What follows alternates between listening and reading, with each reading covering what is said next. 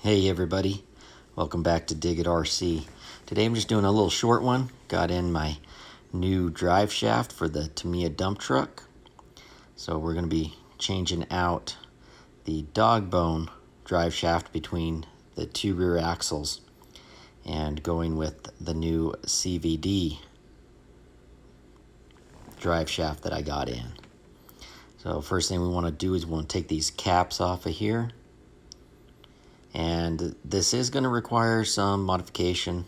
It's just kind of why I'm posting this. The drive shaft that came is a through pin style. So it requires a hole.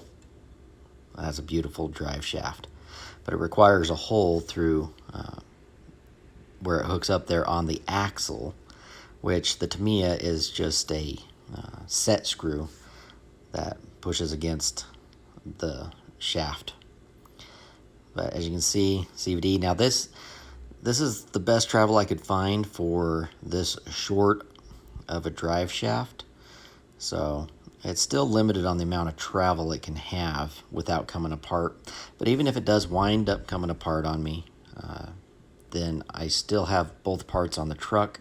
I don't have to try and hunt for a dog bone in the dirt, wherever it may be, or even if find it in the garage if I threw it in there somewhere somehow.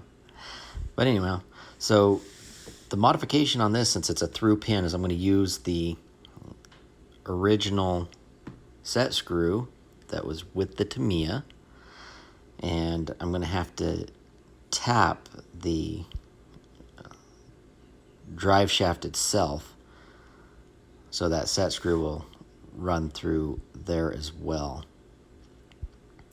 And so I checked the fit on the axles. That was perfect size. And they sent little collars for little spacers. I didn't have room for any of those spacers. So we'll take that set screw out of the original shaft. And that piece, the collar is threaded, but the drive shaft is not threaded. So you could just drill that out if you wanted to, but I'm using an M3 tap, and I'm just going to go ahead and tap it and just thread the set screw in through that portion of the drive shaft as well. Nice and simple. Hole was already pre-drilled, perfect size for tapping it.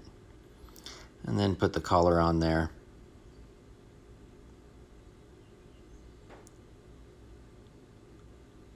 And once the collar's on, then just screw in that set screw. And I drove it in a little extra far and then backed it out to where I wanted it,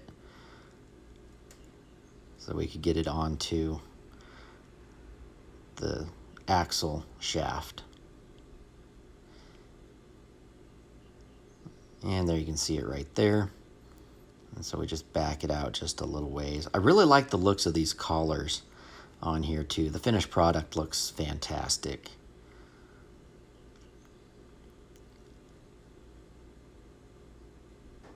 Get it on there, make sure it's on the flat part of the shaft. And just tighten that down.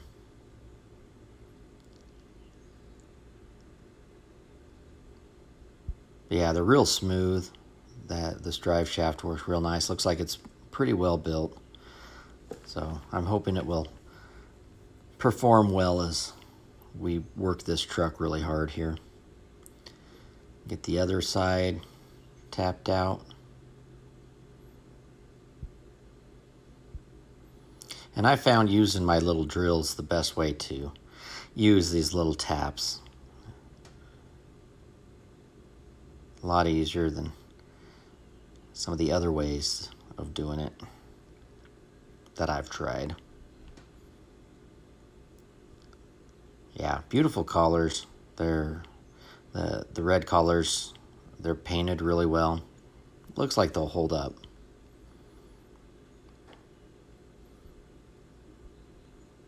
But it was a nice heavy little shaft.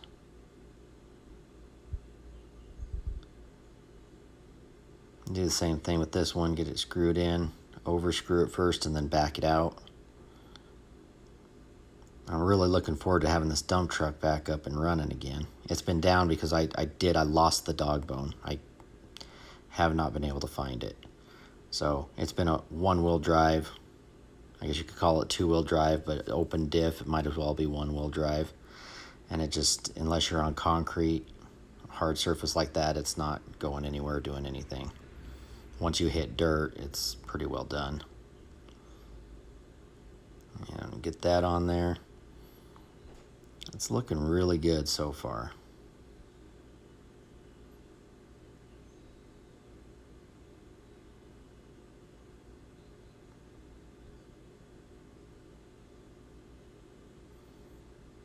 Look at that. Fantastic view. Yeah, I did a little bit of playing around with it, and if I slam the back down real hard, I could get it to come apart. But like I said, if it does come apart, everything is still there. All the pieces remain attached to the drive system, and I can get it put back together. And I might put some limiters on the travel on that rear axle, just to be able to keep it from, even when I hit a hard bump, a curb, you might say, keep it from pushing so far down that it does disconnect, because that's what the dog bone was doing too, but then I would lose the dog bone. It would just, I'd have to go hunt it up. So this, even if it does come apart, everything's there. I can just put it back together, but I will put some limiters on that travel on that rear axle to prevent it from coming apart. So get the rocks out of the tires. So looks gorgeous. I really do like the way that drive shaft looks on there. So now all we got to do is get this guy out, get it tested, get it running, and I look forward to having it. Now I did get these drive shafts for the HG P802, so I'll be doing a video soon showing that one and upgrading those drive shafts.